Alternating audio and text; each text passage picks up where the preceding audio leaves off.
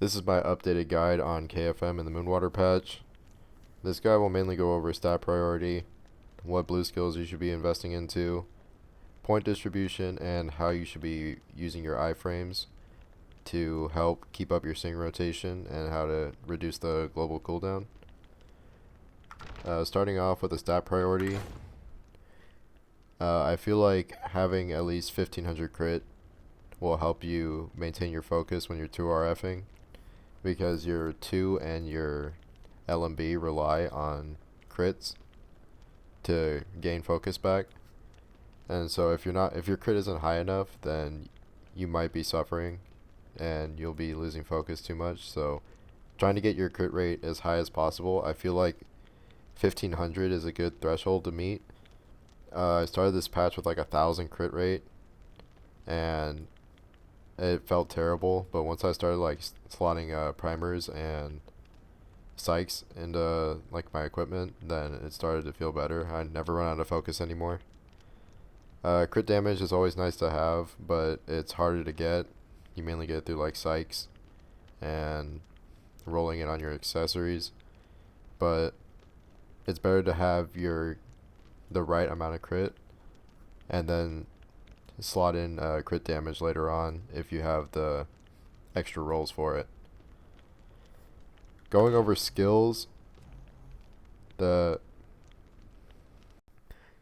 as for skills, I'll be going over the blue skills that you should be looking to get.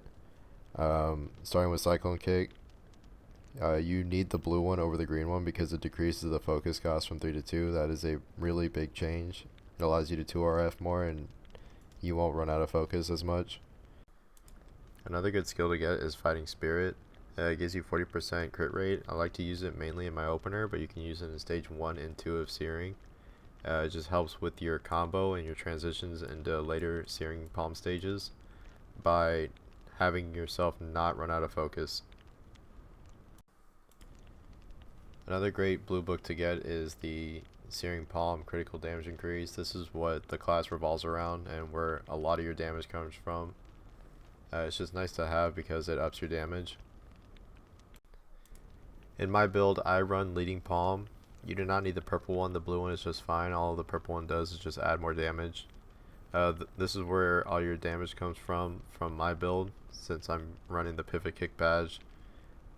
Getting the blue book is just more damage, and having the Pivot Kick badge allows you to Leading Palm twice. So having the highest book you can get, we'll say like a blue book, would be nice to have because where a lot of your damage is going to come from as well.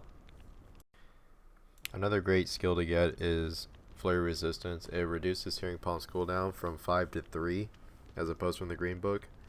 Since bosses now are not just like standstill dummies that you can just DPS on, and there's a lot more windows where you can resist and block, KFM is becoming a more skillful class on managing your Searing Palm global cooldown, and having the flurry resistance just helps with reducing your cooldown. And now for Comet Strike. I was running the green Comet Strike before I got the blue additional damage Comet Strike. The thing with the Instacast one as opposed to this one is once the Comet Strike additional damage hits blue, you get an extra cast as opposed to the bright Comet Strike, and that extra cast is just basically double damage as opposed to just one cast on the other one. So once you're looking to get the next blue skill of Comet, you should get the additional damage one. Starting this patch, I was not running Iron Shoulder cooldown reduction, but it is like a lifesaver almost, because having that extra global cooldown reducement by using Iron Shoulder is just really nice. As you can see, it decreases Searing Palm's cooldown by 7, and all you have to do to use a skill is just block. And like I said earlier, bosses have a lot more chances for you to block and get your Searing Palm's cooldown reduced.